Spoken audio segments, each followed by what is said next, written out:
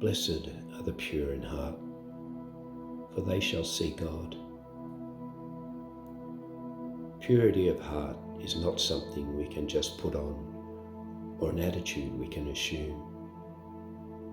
It is a perspective of life that we first discover when we meet Jesus, and then we cultivate as we draw near to Him. As intimacy with Him develops, we begin to turn away from the things in our life that distract us from God. Often the things that hinder us from attending to Jesus are not bad things. They can even be good things, like family or works of charity. Sometimes it's just a matter of gaining balance in an area of your life. But it is not a matter of shedding things. It is also important to embrace the values of the kingdom. You need to examine yourself regularly to see where your treasure lies, for that is where your heart is.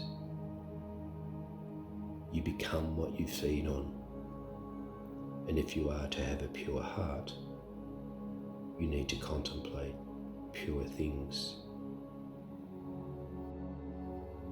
St. Paul exhorts us to meditate upon those things that are true, noble, right, pure, lovely, admirable, excellent, and praiseworthy.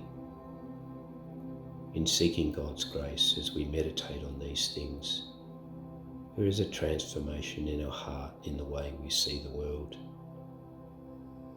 Thomas à Kempis writes, "There is nothing created so small and mean that it does not reflect the goodness of God." It is not because Jesus reveals Himself that we are able to see Him, but rather, as we constantly meditate on Him, we begin to recognize Jesus' character and handiwork in all things. This is true even in tragic or difficult individuals where Jesus' influence has been tainted by humanity's selfishness, greed, pride, or willfulness.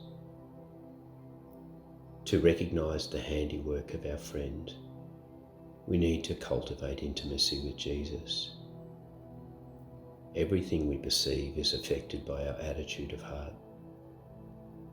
It's like placing a red film across our eyes.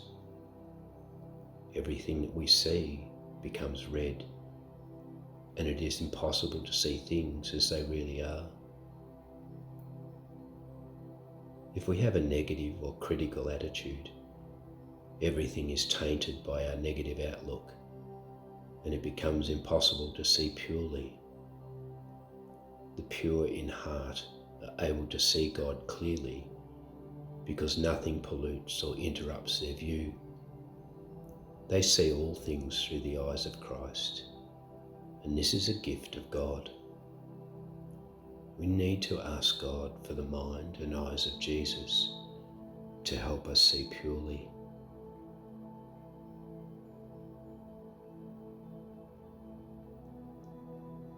In your mind's eye, imagine a person or situation where you have struggled to see God, or where you have desired to see God at work. It does not have to be a difficult or tragic situation. It could be something as simple as the monotony of work. It does not have to be a difficult person. It could be a friend. Imagine that person standing before you, or think about that situation. Ask God to grant you a purity of heart, the eyes and the mind of Christ, so that you can see God's hand in what stands before you. so that the film is removed from your eyes. Reflect on Thomas à Kempis' words.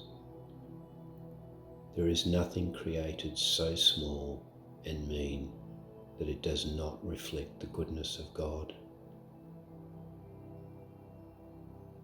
I would encourage you to continue to reflect on the image before you. Do not neglect to persevere in prayer. Ask God to give you the grace to see with the eyes of the pure of heart. Continue to search until you find that spark of God's goodness, no matter how small it exists. Remember though, that in his moments of greatest pain on the cross, even Jesus lost sight of God, as we all will at times. But like Jesus, we need only to persevere and trust, and we shall see with a pure heart